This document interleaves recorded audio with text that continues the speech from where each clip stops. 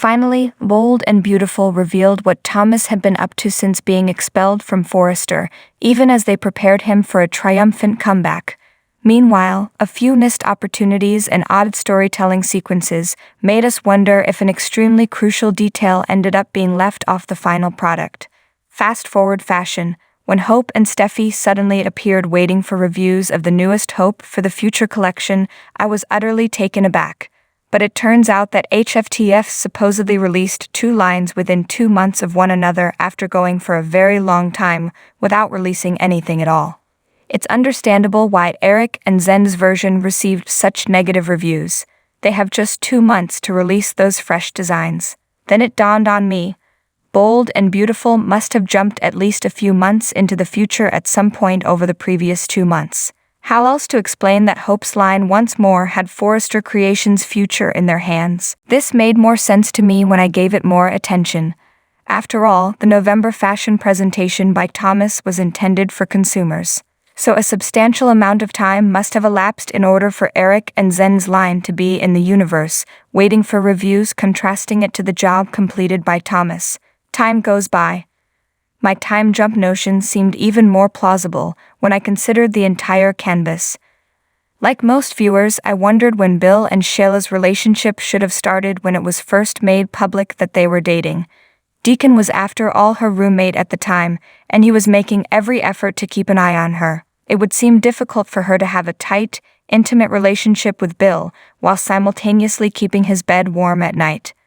However, things make sense at least a little bit more if there was a time gap between when Deacon kicked Sheila out of his broom closet and when she started playing house with Bill. Friendship zone. A time jump would also assist to explain how Paris and Zendi transitioned from canoodling during the holidays to their current status as friends, broadening our perspective on the canvas even further.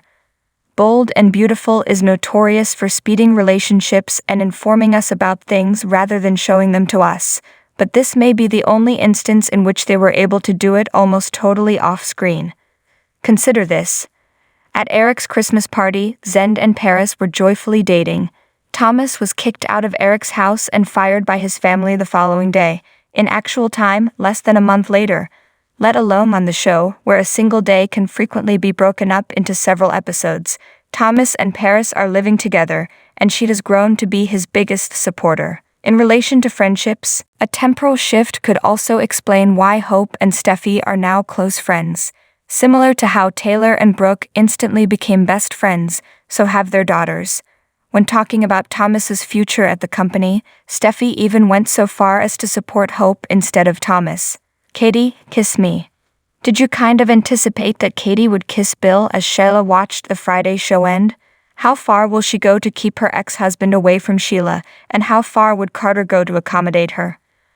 Everybody in Bill's life has been pleading with him to get rid of Sheila for the past 2 weeks.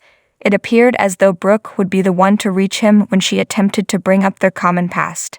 But despite Bill's persistent attraction to Brooke, the most of us would concur that Katie is his one and only real love. Don Diamond, who plays Bill, concurred when we spoke with him about his girlfriends. He declared, Katie is without a doubt the love of his life. Trying to be the better guy that she wants and deserves without losing who he is has been one of the greatest problems Bill has encountered. So be careful, Sheila, for Katie will be able to ruin your plan if anyone can. Daddy problems. I would want to see more of Finn playing with Kelly and Douglas, since it was so adorable to see. It's good when there are some non-plot elements. But as Liam and Finn began to discuss fathers and families in general, I became irritated since the entire topic centered around how Thomas had let Douglas down yet again. Thanks for watching this video. Please subscribe to our channel, Daily Bold Media, and stay with us.